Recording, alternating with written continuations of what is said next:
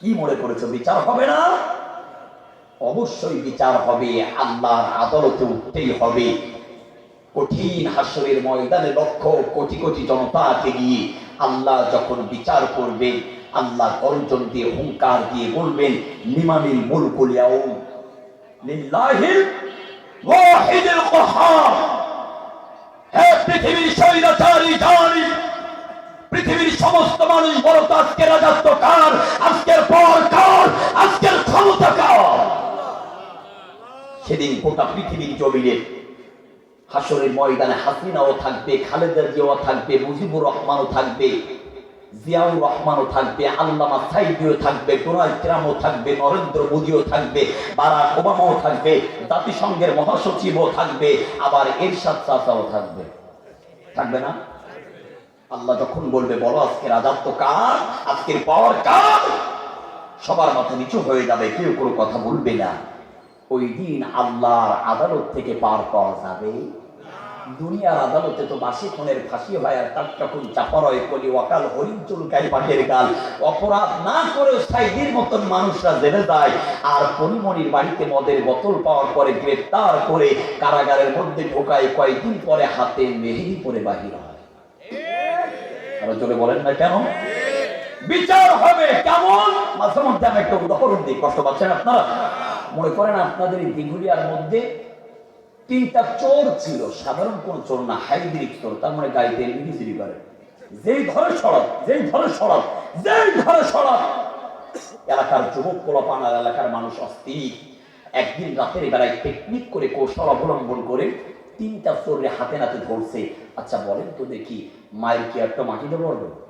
ওটা বেদাম মায়ের রাতের বেলায় মারার পরে মনে করেন পরের দিন সকালবেলা আপনাদের মাওলানা সাহেব, আজকের মাহফিলের সভাপতি, উনি হলেন এলাকার বিচারপতি, ওনার কাছে ধরে নিয়ে গেছেন যে হুজুর এই তিনটা চোর চুরি করে কিন্তু ধরা পড়ে না, আজকে ধরা পড়ছে, আপনি একটু বিচার করে দেন।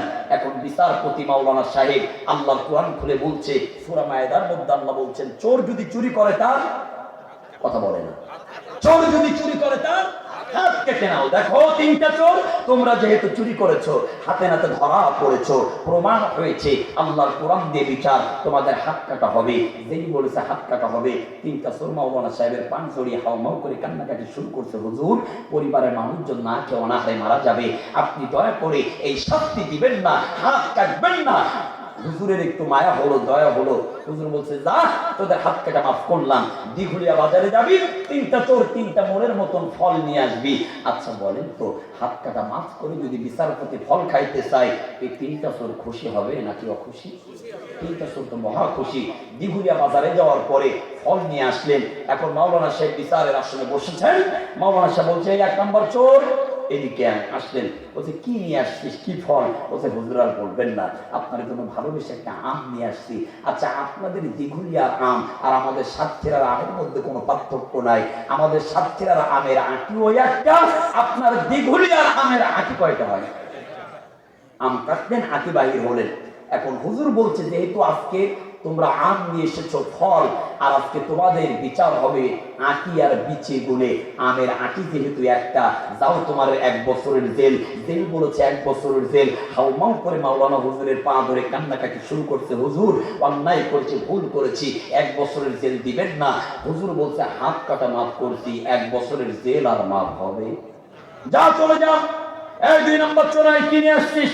বলছে হুজুর বলবেন না, আপনার জন্য ভালোবেসে একটা আপেল নিয়ে আসছি, আপেলটা কাট। আপেলটা কাটলেন, বিসি আছে কয়টা? বলছে বিসি আছে 5টা। বলছে আজকে তোদের বিচার হবে বিসি গুনে, যেহেতু তোর আপেলের 5টা বিসি, যা তোর 5 বছরের জেল। যেই বলেছে 5 বছরের জেল, 2 নম্বর চোর হাসতে হাসতে একবারে বারে গড়ায় পড়ে, একবারও বারে গড়ায় পড়ে, একবারে বারে গড়ায় পড়ে, আর একবারও বারে গড়ায় পড়ে। বিচারপতি বলছে কি ব্যাপার? ওর আমের একটা আঁটি বলে 1 বছরের জেল দিলাম, ও কাঁদতে কাঁদতে বেহুশ হয়ে যায়। এই 2 নম্বর চোর এর আপেলের 5টা বিসি বলে এর 5 বছরের জেল দিলাম। এ হাসতে হাসতে গড়ায় পড়ে, আর একটু হাসিস কা?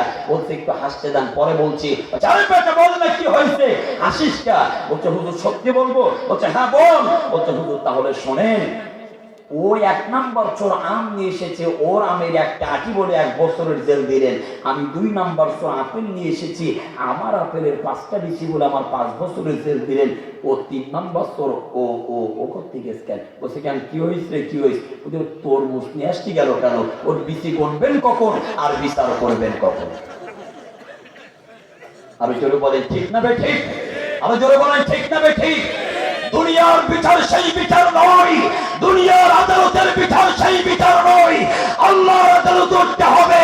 প্রত্যেকটা জালিমদেরকে আমার আল্লাহ তরমুজের বিচির মতন গুণে গুণে বিচার করে অনন্তকাল জাহান্নামের মধ্যে ঢুকিয়ে রাখবে। সাবধান হওয়ার দরকার আছে না নাই? আল্লাহ বলছেন কুতিবা আলাইকুমুল কিতাব, আমি বান্দার উপরে জিহাদকে ফরজ করে দিয়েছি।